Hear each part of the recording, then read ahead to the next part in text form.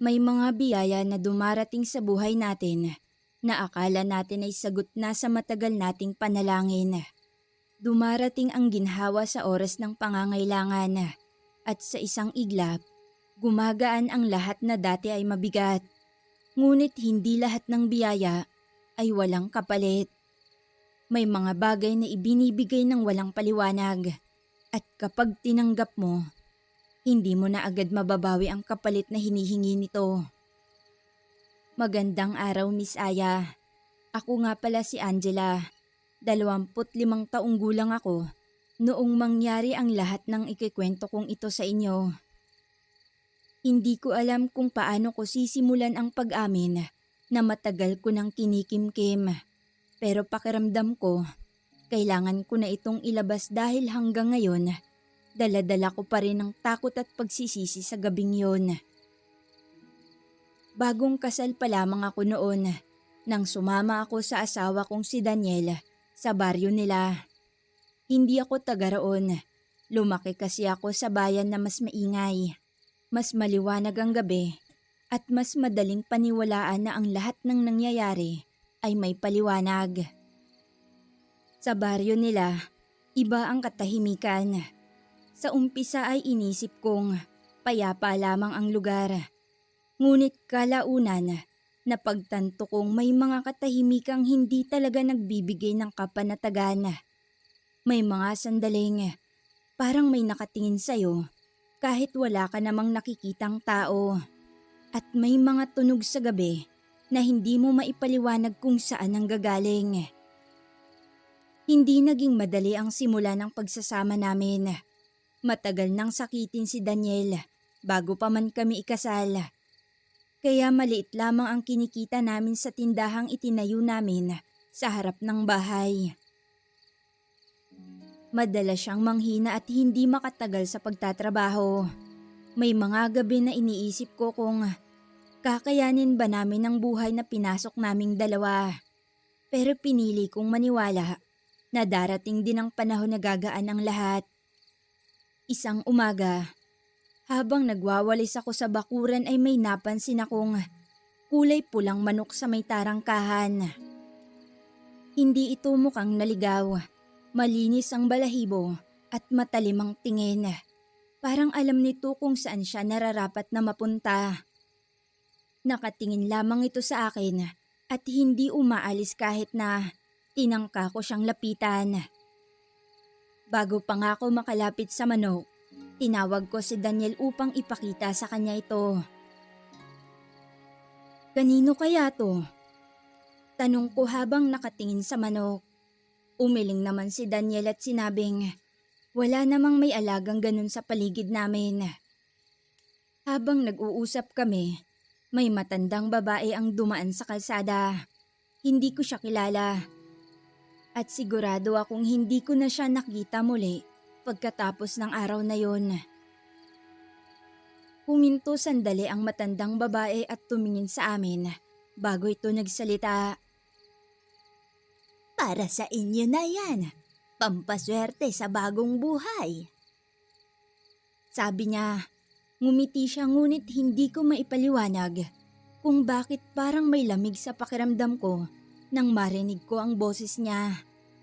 Bago pa ako makapagtanong, naglakad na siya palayo. Dapat doon pa lamang ay nagduda na ako. Ngunit kapag kapos ka at may dumating na tila sagot sa hinihiling mo, madali mong paniwalaan na mabuti ang pinanggalingan nito. Tinanggap namin ang manok at inalagaan na parang sarili naming alaga. At mula noon, unti-unting nagbago ang lahat. Lumakas ang katawan ni Daniel at nakakatulong na siya muli sa tindahan. Dumami ang bumibili kahit hindi naman nagbago ang paninda namin. Parang kusa na lamang gumaan ang takbo ng buhay naming mag-asawa. Noong una ay natuwa talaga ako dahil pakiramdam ko ay pinagbigyan din kami sa wakas. Napansin kong kahit hindi kami magbukas ng maaga ay may mga naghihintay sa tindahan. May mga bumibili ng maramihan kahit iilan lang ang paninda namin. May mga dating hindi naman dumadaan sa kalsada namin na bigla na lamang nagiging suki. Minsan naman, may mga taong hindi ko kilala ang nag-aabot ng bayad na lampas sa halaga ng kanilang binibili at ayaw nang kunin ng sukli. Unti-unti nga, napalitan namin ng lumang bubong na yero na matagal nang tumutulo kapag umuulan. Nakabili kami ng bagong mesa at bangko para sa tindahan. Nakapag-ipon kami nang hindi ko na kailangan magbilang ng barya gabi-gabi. Kahit ang mga bayarin na dati hirap naming habulin, nababayaran na namin sa tamang oras. Minsan pa nga may dumadating na mamimili na nag-aalok na bilhin ang ilan naming paninda ng doble ang presyo dahil kailangan daw nila yon. May mga panahong tila kusa na lamang may natitira sa lalagyan ng bigas kahit alam kong sapat lang ang isinasaing ko para sa aming mag-asawa. Pati ang mga pananim sa likod ng bahay, tila sumigla din. Ang mga gulay na dati ay nalalanta agad, tumatagal at mas malalaki ang bunga. Ang mga manok na inaalagaan namin dati, mas madalas mangitlog kahit hindi naman nagbago ang pakain namin sa kanila. Hindi ko maipaliwanag, ngunit parang may kamay na tahimik na gumagabay sa bawat paligid namin. Parang bawat araw ay may kasamang biyaya na hindi namin hinihingi, ngunit kusa na lamang dumarating. Habang patuloy na gumaganda ang takbo ng buhay namin, mas lalo naming pinagtuunan ng pansin ang manok na iniwan sa amin. Ginawa namin ito ng sariling kulungan sa likod ng bahay. Hindi yun basta bakod lang na kawayan, kundi inayos ni Daniel na parang maliit na silid. May bubong na yero para hindi ito mabasa kapag umuulan at may sapin pa na tuyong dayami sa loob. Araw-araw ko itong pinapakain ng pinakamainam na kaya naming ibigay. Mais, kanin na may halong darak at kung minsan ay tirang gulay mula sa tindahan. Pero habang tumatagal, may mga bagay akong napapansin na hindi ko maipaliwanag. Ang balahibo nito, na dati ay pula lamang, tila nagiging mas makintab sa bawat araw na lumilipas. Kapag tinamaan ng araw sa umaga, parang may bahagyang kislap na hindi ko mawari kung gawa lamang ng liwanag o kung anong kakaiba roon. Minsan, habang pinagmamasdan ko ito mula sa may pintuan, tila ba gumagalaw ang kinang sa balahibo nito kahit hindi naman ito kumikilos. At ang mga mata nito, hindi ko maipaliwanag. Ngunit parang hindi yun karaniwang mata ng manok. Madilim ang gitna at napakalinaw ng tingin na para bang may inuunawa. May mga sandaling kapag napapatingin ako rito, pakiramdam ko ay ako ang sinusuri nito, hindi ang kabaliktaran. Isang beses pa nga, nang naabutan ko si Daniel na pinapakain ito sa hapon, napansin kong tila nakatitig lamang ang manok sa kanya. Hindi ito kumakain agad. Nakatayo lang ito at diretso ang tingin sa mukha ng asawa ko. Daniel, kanina ka pa ba dyan? Tawag at tanong ko sa kanya. Hindi siya agad sumagot. Nang lumapit ako, saka lamang siya kumurap ng tila nagising mula sa kung anong malalim na pag-iisip. Ha? Oo. Pinapakain ko lang siya. Sagot niya. Ngumiti siya ngunit hindi yun ang karaniwang ngiti na nakasanayan ko. Simula noon, napansin kong mas madalas na siyang nasa likod ng bahay. Kahit tapos na ang pagpapakain, nananatili pa rin siya roon. Nakaupo sa maliit na bangko sa tabi ng kulungan. Minsan ay tila kinakausap pa niya ito. Bagamat hindi ko naririnig ang sinasabi niya. Kapag tinatawag ko siya para kumain o tumulong sa tindahan, parang nahihirapan pa siyang iwan ng manok. May mga gabi ring nagigising ako at tila wala siya sa tabi ko. Kapag sisilipin ko ang bintana, nakikita ko siyang nakatayo sa dilim, nakaharap sa kulungan na para bang may hinihintay siya roon. At sa tuwing lalapit siya rito, napapansin kong tumatahimik ang paligid. Walang huni ng kuliglig, walang kaluskos ng dahon. Para bang ang buong bakura namin ay nakatingin lamang sa kanilang dalawa. Noong una ay hindi ko binigyan ng pansin yon. Inisip kong baka masyado ko lang binibigyan ng kahulugan ng mga bagay-bagay. Ipinagsawalang bahala ko nga muna ang lahat. Gawa ng naging abala ako sa swerteng dumadating sa buhay namin. Pero nagbago ang lahat nang mapansin kong tuwing madaling araw, bago pa sumikat ang araw sa kalangitan, nawawala ang manok. Bumabalik ito na parang pagod, may putik sa paa, at minsan ay may maitim na mansa na hindi ko mawari kung saan galing. Kapag tinatanong ko si Daniel, sinasabi niyang normal lamang yon at hayaan ko na raw. Sinubukan kong maniwala hanggang sa dumating ang gabing nagising ako at napansin kong wala sa tabi ko ang asawa ko. Doon na nagsimula ang takot na hindi na nawala magpahanggang sa ngayon. Hindi ko malilimutan ang gabing yon. Ilang araw na ring nawawala ang manok tuwing madaling araw at hindi ko mapigilan ang sarili kong mag-alala. Sa tuwing bumabalik kasi ito, may kakaibang amoy ng putik at maitim na marka sa paa niya. Para bang naglakbay ito sa lugar na hindi ko dapat malaman. Isang gabi, habang naglilinis ako ng bakuran, napansin kong tahimik si Daniel. Nakatingin siya sa gilid ng bakuran namin at kahit anong lapit ko, para bang hindi niya ako napapansin. May mga sandaling parang bumuga ang hangin, malamig at mabigat sa pakiramdam na halos hindi ko malakad ang mga paa ko. Daniel! Mahina akong tawag. Sinubukan kong pilitin ang tinig kong hindi nanginginig. Doon pa lamang siya napalingon. Angela, bakit gising ka pa? Agarang tanong niya, pero ang tingin niya, parang iba ang lalim. May takot sa mga mata niya at tila may pinapanood na hindi ko nakikita. Dahan-dahan akong lumapit. Sinusubukang hawakan ng braso niya, pero bigla siyang umatras.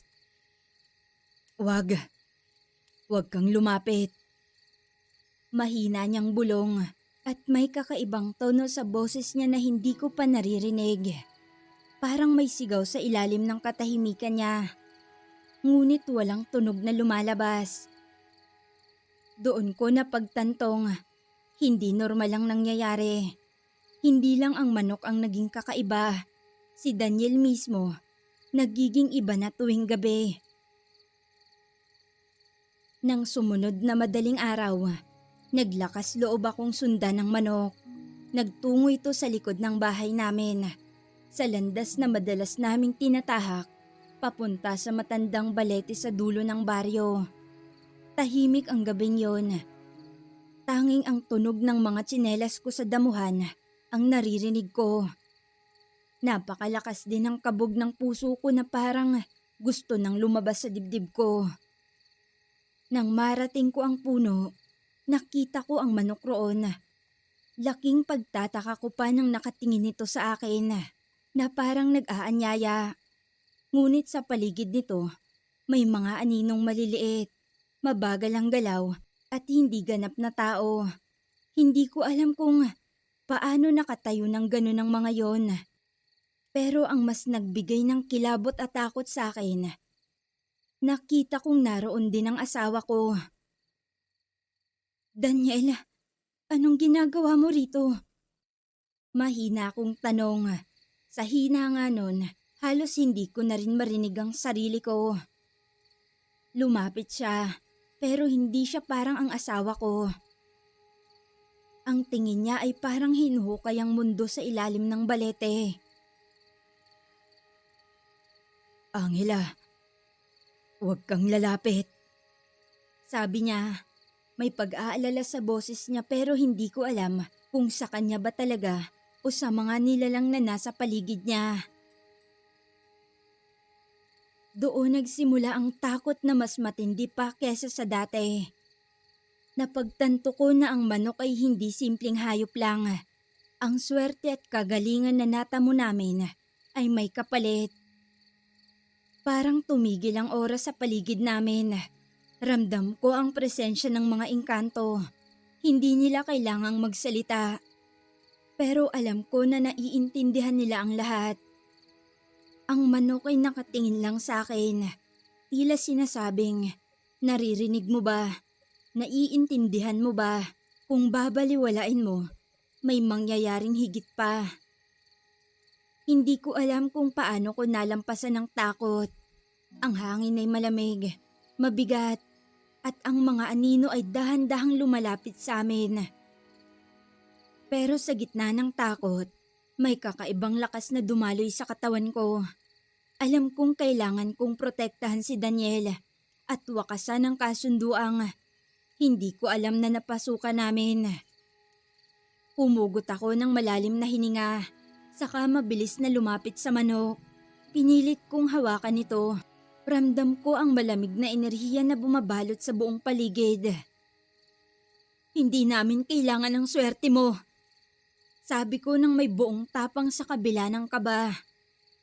Ibabalik na kita sa lugar kung saan ka nararapat at hindi ko hahayaan na masira niyo kami. Paasik na sabi ko. Parang tumigil ang galaw ng mundo. Ang mga anino ay huminto, tumigil sa paglapit, at ang malamig na hangin ay bahagyang humina. Ang mga mata ni Daniel na nakatingin sa akin.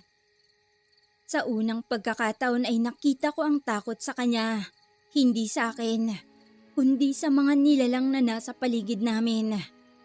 Dahan-dahan, kinuha ko ang manok at dinala sa pinakaugat ng balete. Pinababa ko ito sa lupa. Tapusin niyo na ang kasunduan. Sa amin na ang hirap. Huwag niyo lang kaming pagbayarin ng buhay. Hindi ko kailangan ng karangyaan niyo. Sabi ko, ilang sandali pa, biglang nagbago ang paligid.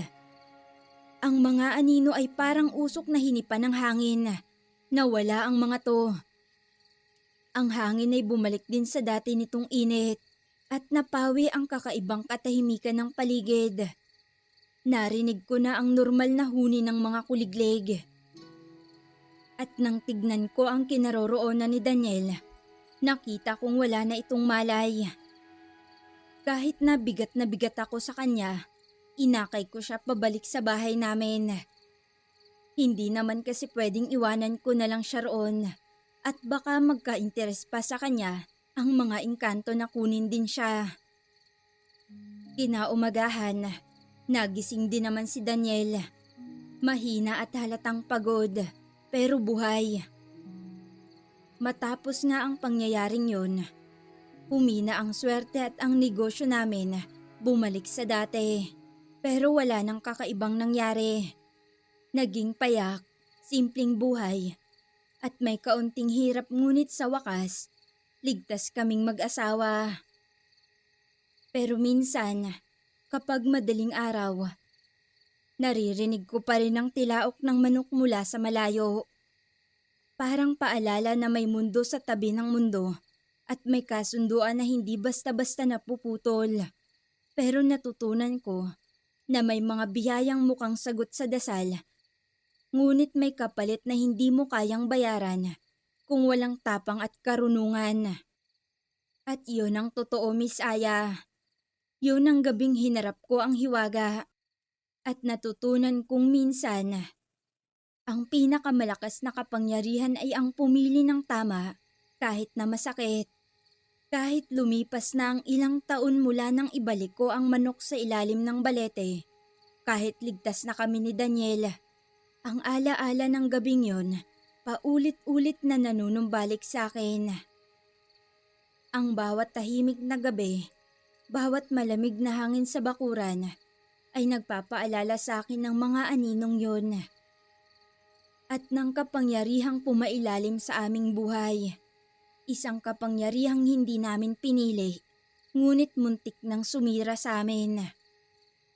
Dahan-dahan nga, natutunan naming tanggapin ang payak na hirap. Natutunan kong hindi kailangan ng swerte na may kapalit na hindi namin maipaliwanag. Natutunan naming pahalagahan ang bawat araw na magkasama, bawat paghinga ng normal, bawat tawa sa tindahan. Kahit nasa ilalim ng tahimik na gabi, ay may naiwan pa ring bakas ng hiwaga. At sa bawat pagkakataon na naririnig ko ang tilaok ng manok, hindi na ako natatakot. Natutunan kong makinig, ngunit hindi na ako nagpapadala sa hiwaga. Mula nga noon, hindi na muling bumalik ang kulay pulang manok sa bakura namin. At hindi na rin lumitaw ang mga anino sa ilalim ng balete. Hanggang dito na lang, Miss Aya. Maraming salamat.